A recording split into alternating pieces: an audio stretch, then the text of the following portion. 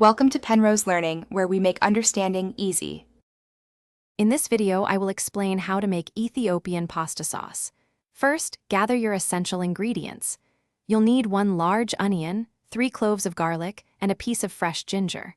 Don't forget a 28-ounce can of crushed tomatoes and, crucially, your Berbere spice blend. Have your favorite pasta ready, along with cooking oil and salt.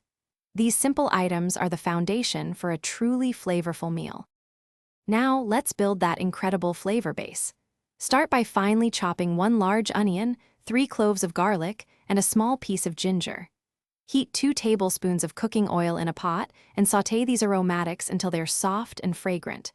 Next, stir in 1/4 cup of Berbere spice, cooking it for about 2 minutes to deepen its flavor. Finally, add 1 28-ounce can of crushed tomatoes. With your base established, it's time to simmer the sauce to perfection. Bring it to a gentle simmer over medium heat.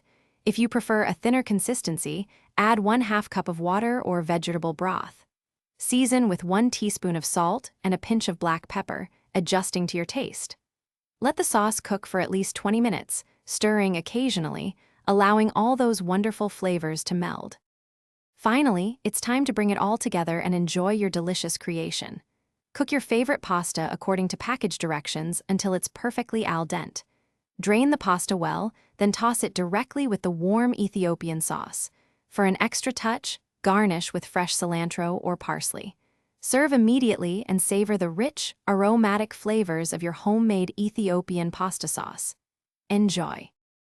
Thanks for watching. If this was helpful, leave a like and consider subscribing. See you next time.